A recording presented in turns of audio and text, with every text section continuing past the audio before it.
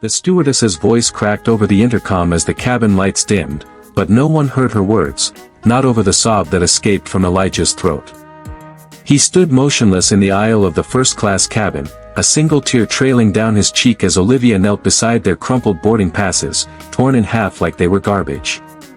All eyes stared, but none reached out.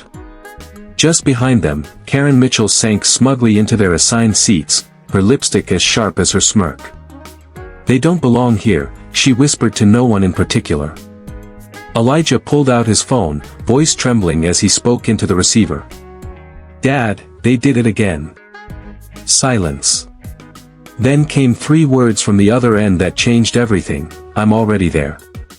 Elijah stood still as the engines hummed beneath the cabin floor, the thrum vibrating through his sneakers like a warning. He didn't flinch when Laura Evans reached for his shoulder again, her grip firm but not unkind, this time. "Sir, please, you're disrupting the boarding process," she said, not even bothering to hide the hint of practiced condescension. He didn't look at her. His eyes, sharp and unreadable, were locked on the woman seated exactly where he and Olivia were supposed to be. Karen Mitchell adjusted her Hermes scarf and took a sip of her champagne, her eyes flicking past him as if he were a shadow on the window. "I told you," she said to no one in particular, "they're probably lost. Or trying to sneak in." Olivia's fingers tightened around Elijah's arm, and he felt the pulse of her quiet fury surge through both of them. But neither of them raised their voice. That's not how they were raised. The cabin was hushed, like that moment in a concert hall right before the first note. The luxury of the Boeing 787 shimmered around them, soft lighting, wood grain panels, seats that reclined like thrones, but in that moment, it all felt sterile, suffocating. Olivia glanced at the screen above the seat, their seat, still blinking, Carter, Carter, oh, but somehow, that wasn't enough. Not when your skin was the wrong shade, or your clothes weren't tailored, or your last name carried weight in ways no one in this cabin was ready to acknowledge. The flight attendant beside Karen gave a stiff smile.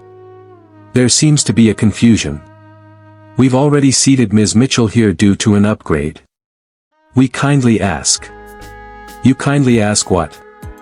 Olivia's voice, calm but crystalline, cut through the air like glass. She wasn't shouting. She never had to. "You kindly ask us to leave the seats assigned to us because someone felt entitled to them?" Karen scoffed. "Entitled? Please. First class doesn't come with training wheels. You should be grateful you're even allowed past the curtain." And just like that, the room fractured. There were murmurs now, a ripple of discomfort down the rows of polished passengers in their cashmere and confidence. Someone pulled out a phone. A red light blinked. Somewhere, the internet waited with sharpened teeth. Jack Harris, the male steward, stepped forward, visibly irritated now. "We're asking you one last time, step aside. Or we will be forced to call security." Olivia whispered, "Elijah, don't." But her brother had already reached into his backpack. Not for a weapon, not for a threat, just his phone. The screen lit up with a single name. One tap. It rang once. Twice. Then, Michael Carter. The name fell like a hammer on the glass floor of that cabin. Laura Evans went pale. Jack blinked. Karen sat up straighter, something in her jaw tightening. "Dad," Elijah said. "They're trying to remove us from our seats. The ones we reserved. The ones under your name." A silence stretched so taut it nearly snapped. Then the speaker on Elijah's phone crackled, and a voice as smooth as marble filled the void. "Put me on with the captain." The color drained from Laura's face as she exchanged a terrified glance with Jack. Karen's smirk had vanished. Elijah held up the phone without a word. Moments later, Captain Patterson appeared from behind the flight deck door, his face unreadable. He took the phone, nodded once, listened, then turned to the group with calm authority. "These seats were paid for and assigned to Elijah and Olivia Carter. "There has been a breach in our customer protocol and ethics," he said, locking eyes with Laura, then Jack. "You will both be removed from this flight pending investigation. Ms. Mitchell, please collect your belongings." Karen's face contorted. "This is insane, I'm Platinum. I know the board. And I know the owner," Patterson said quietly. "You may lodge a complaint. After you leave this aircraft." Gasps. One man applauded. Karen froze, fury and disbelief dancing in her eyes. Olivia sat down, finally, as if her spine had been held stiff for far too long. Elijah followed, and for the first time since they'd stepped on that plane, the seats felt like they truly belonged to them. But it wasn't over. Not really. As the cabin settled again and the flight attendants, new ones, moved professionally down the aisle, Elijah reached for Olivia's hand. He squeezed it once. She looked out the window, but he could see the moisture pooling in her lashes. "They always assume," she whispered. "Let them assume," he replied, voice steady. "We'll rewrite the ending." And outside the cabin, in a control room somewhere inside Carter Aviation's global headquarters, a screen flashed with a new directive: full investigation. Staff suspension. Public apology. But even that wasn't enough. Not when this wasn't the first time. Not when it wouldn't be the last. Because somewhere deeper, older, buried in the past, was the real story. The real wound. The reason why Elijah always checked the exits and Olivia never trusted silence. And it all began long before this flight. Long before their names were known. Before the world realized just how powerful two quiet teenagers could be. It started with a door that didn't open. Elijah was 8. Olivia, 2, but only by 3 minutes younger, and he never let her forget it.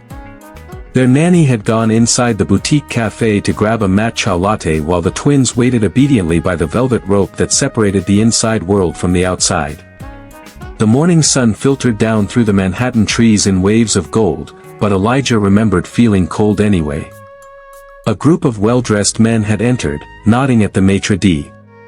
The twins smiled politely. But when they took a step forward, a woman, sharp nose, sharp voice, held up her hand and said, "Sorry, kids. This is for customers." Elijah looked down at his clothes. Neat. Clean. Olivia even had a headband. Their driver was double-parked with the engine running. Their names were on the reservation. But the woman didn't ask for names. She just turned her back. That was the first time Elijah noticed how quickly warmth could turn to frost, and how the world didn't always wait for explanations. He'd said nothing that day. Neither did Olivia. But something small cracked open inside them, like the faintest line down the surface of a mirror. Their father, Michael Carter, never heard about the cafe. Not then. He was in Tokyo, closing a deal that would redefine AI logistics for the entire Eastern Corridor. He called twice a day, always at 7 a.m. and 9 p.m., with the predictability of a man whose life was orchestrated down to the second. But he didn't always see them. The twins lived in a penthouse that could fit a small hotel inside. The kind of place with art no one touched and elevators with biometric locks. Olivia spent hours in the study, curled around mystery novels. Elijah, on the other hand, read financial reports, not because he had to, but because he wanted to understand why people respected their father. Not feared. Not obeyed. Respected. It was around age 10 when they began asking questions. Subtle at first. Why does Mrs. Lang always say, "you people," when she talks about us? Why did that man in the elevator ask if we were adopted? Why do they look surprised when they see Dad pick us up? Michael would pause, gather himself, and respond with that quiet, deliberate cadence he'd perfected at shareholder meetings. "Because sometimes people don't understand what power really looks like," he said once, his gaze far away. "They expect it to come in certain packages. And when it doesn't, they get scared. Or petty. Or both. But it was Olivia who felt it deepest. She didn't like how people looked at Elijah, sometimes with pity, sometimes with suspicion. And Elijah hated how Olivia clenched her fists in silence every time someone mispronounced their name on purpose. By the time they were 12, they had learned to wear armor invisible to the world. Olivia honed her tongue into velvet and steel, always poised, always sharp beneath the silk. Elijah learned to stand 1 inch taller, to enter rooms like his father did, calm, centered, and impossible to ignore. Then came that day at the school gala. The twins had been invited to an elite preparatory academy's charity auction. Their father was the keynote speaker. All eyes turned when he entered, tailored black suit, the soft gleam of cufflinks like fallen stars. But what no one saw, except them, was how the hostess flinched when she realized Elijah and Olivia were his children. "Are they, on scholarship?" she asked, voice dipped in fake sweetness. Michael's expression didn't change. Not at first. But Elijah felt it, the smallest shift in his father's body language, like a lion quietly unsheathing its claw. "No," Michael said, smiling without warmth. "They own the scholarship fund." Silence. Then 1,000 forks resumed clinking against fine china. But Elijah saw something else that night. He saw how people could wear masks even when their faces were smiling. And he began to wonder, not just about class, but about cost. The cost of dignity. The price of perception. That's when the twins made a silent pact. No more silence. No more quietly enduring. They wouldn't shout, no. That would be too easy to dismiss. They would be undeniable instead. Elijah joined the school debate team, not because he liked arguing, but because he wanted to master language the way Olivia had mastered presence. Olivia started her own coding club, merging tech and art, proving that quiet girls could write algorithms that shaped dreams. But there were moments, always, that haunted them. A student who asked if they were the driver's kids. A teacher who complimented how articulate they were. A stranger who asked if they were lost. And then came the day Michael gave them a gift. It wasn't jewelry. Not a car. Not a trip. But something far more powerful, access. To his world. His calendar. His empire. "I built this for the future," he told them, voice low. "But I didn't realize the future had your eyes." That's when Elijah knew. That's when Olivia began planning. They weren't just heirs. They were architects. Witnesses and warriors. And that's why that flight, hurt more than it should have. It wasn't just about 2 seats. It was a culmination. A tipping point. Because while the world saw 2 teenagers in the wrong seats, they didn't see the 8-year-old boy staring at a cafe door that never opened. Or the girl holding back tears as someone told her she couldn't possibly be a Carter. But this time, they weren't alone. This time, they had the words. The proof. And a father who finally understood that protecting them meant more than building towers. It meant tearing down walls. The woman's voice cracked the cabin's calm like a whip. "They don't belong here." Karen Mitchell, platinum elite and self-proclaimed guardian of airline hierarchy, stood tall in her stilettos, her tone soaked in entitlement as she jabbed a manicured finger at Elijah and Olivia. The twins didn't move. Elijah's eyes locked on hers, unreadable but unwavering. Olivia didn't flinch, just sat a little straighter. The flight attendant, Laura, hesitated. "Ma'am, please lower your voice," she said, but her words were water against stone. Karen turned on her. "They're in my seat. First class isn't daycare." Laura glanced at Jack, her co-attendant, whose eyes danced nervously between Karen and the twins. And then, as if it cost her nothing, she leaned in and said, "Kids, maybe it's best you go back to economy while we sort this out." There it was. No ID check. No name confirmation. Just assumption, slick and sharp. Elijah stood slowly, voice low but firm. Our names are Elijah and Olivia Carter. Seats 1A and 1B. Booked 2 months ago. Confirmed this morning. Want to check again? Laura blinked. I need to call the purser. Olivia placed a calm hand on her brother's forearm. Let them, she whispered, but her eyes never left Karen's. The other passengers weren't paying attention, not yet. Most had settled in with headphones and champagne. But a few heads turned now. The hum of curiosity stirred. The curtain between first class and the world outside had begun to ripple. Jack returned with the manifest. Ms. Mitchell is 1C. The Carters, yes, they're listed as 1A and 1B. His voice dipped as he glanced at Karen. It's correct. Karen didn't sit down. She smiled instead, a cold thing with no humor, and said, there must be a mistake. These are minors. Probably flying under someone else's ticket. Maybe the nanny messed up. That word. Nanny. It slammed into Elijah like a cold slap. Olivia's fingers curled against the armrest. But then came the shift. Laura straightened, gathering false confidence. Still, we may need you to move temporarily while we... No, Elijah's voice didn't rise. It didn't need to. Call my father. Jack scoffed. And who would that be? Olivia pulled out her phone. She didn't raise it in triumph. She simply pressed a contact labeled Dad and turned on speaker. 3 rings. Then. This is Michael Carter. Silence dropped like a guillotine. Jack froze.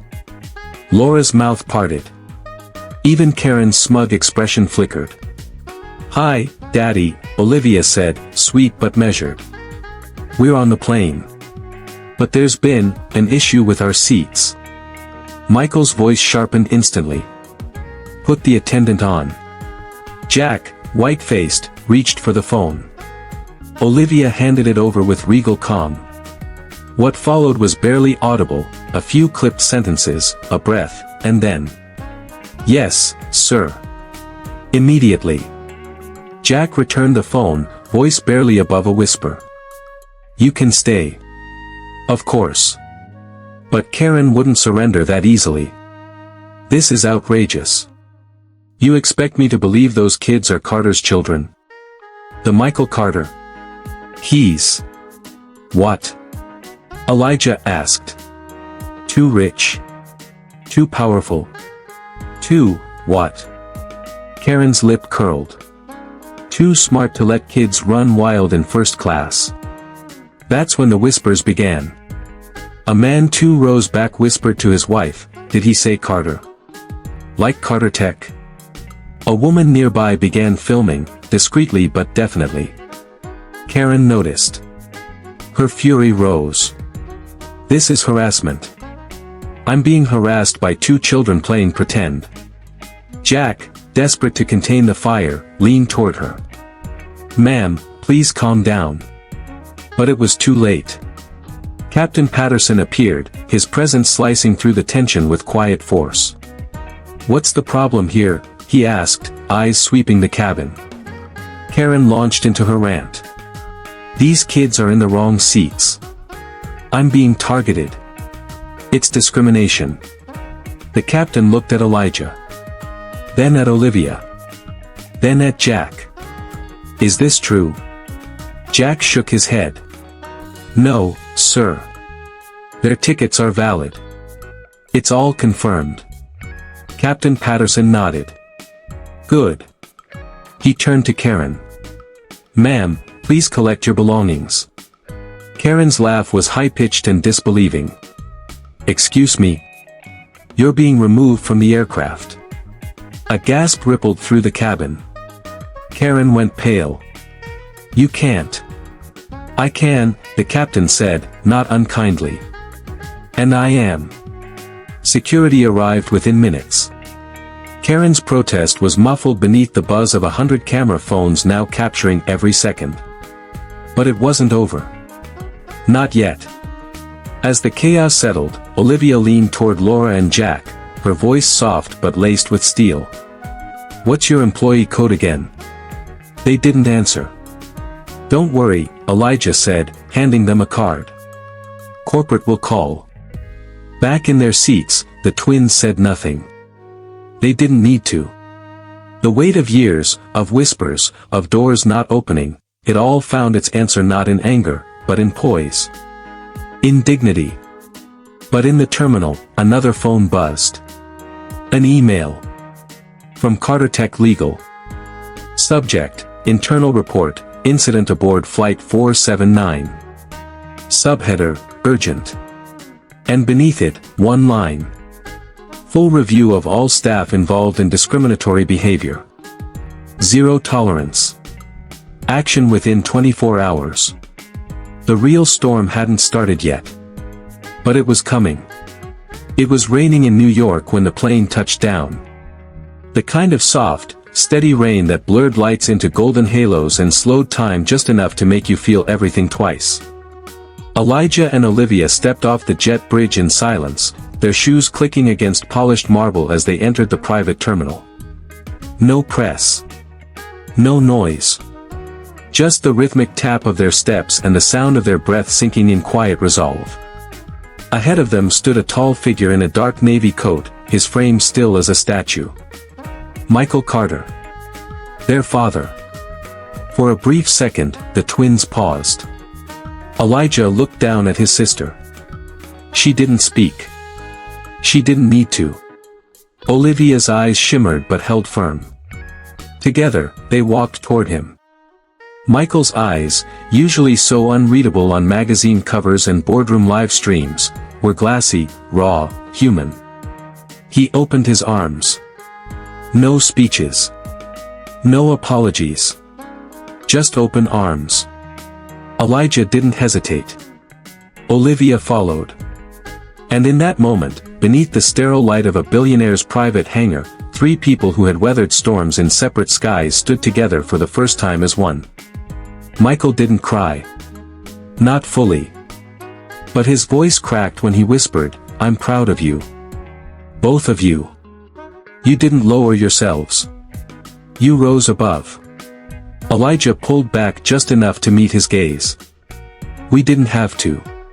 You taught us better than that, even when you weren't there." That sentence broke something in Michael. Not guilt, not shame, those had lived with him for years. What it broke was the final wall between the man he was and the father he wanted to become. He nodded. "I've missed too much already. I don't intend to miss any more." Later that night, a press release went viral. Short, surgical, devastating. Carter Tech announced the immediate suspension of the two flight attendants involved. The airline itself issued a formal apology, citing unacceptable bias and procedural failure. Karen Mitchell, once a celebrated platinum elite, found herself at the center of a public relations storm. Her access revoked, her name trending under hashtags like #PrivilegeCrash and #CarterTwins. But the twins never posted a word about it. No tweet. No statement. No TikTok soundbite. Dignity, Elijah had told Olivia, doesn't need to be loud to be heard. At home, the penthouse felt unfamiliar at first. Elijah walked the halls like he was tracing a memory he hadn't lived. Olivia stood in front of a grand piano that hadn't been played in years. "Did Mom ever play?" she asked softly. Michael nodded from the doorway. "Every Sunday. Before the diagnosis." There it was. The ghost between them, finally named. "I remember her humming," Olivia whispered. "But I thought it was just me dreaming." Michael stepped forward, his voice barely above a breath. "You were never dreaming. You just remembered more than I realized." In the days that followed, healing didn't come in grand gestures. It came in bowls of cereal eaten at the same table. In movie nights that stretched too long. In shared glances that no longer had to be translated. Michael began working from home more. His staff noticed. The board noticed. And quietly, the company started shifting. Internal policy reforms on unconscious bias. A new foundation in his late wife's name, focused on dignity in travel for all children. The story, of course, didn't go away. News outlets framed it as everything from a scandal to a victory. But for the Carters, it wasn't a story. It was the thread that tied together years of silence, grief, and longing. It was the moment they remembered what family sounded like. One evening, as the sun dipped over Manhattan and turned the sky the color of bruised gold, Olivia handed her father a small envelope. "This came while you were on a call." Michael opened it and paused. Inside was a single note. To the Carter twins. "Thank you for showing the world what grace looks like under fire. I'm sorry I didn't stand up when I should have. Jack Harris." Michael folded the note carefully and slid it into his jacket. He didn't say much. Just a soft, "good," followed by a long exhale. Then he turned to his children. "Let's go get dinner," he said. "No more private chefs." Elijah teased. Michael smiled. "Only if you're cooking, kid." They stepped into the elevator. The doors closed slowly, sealing away the noise, the world, the labels, and leaving behind only the rhythm of three hearts learning to beat as one. And as they descended, Olivia whispered, so soft it almost didn't reach them, "I think Mom would have been proud." Neither of them spoke. But Michael reached out, rested his hand on hers. They didn't need to say it. They were home.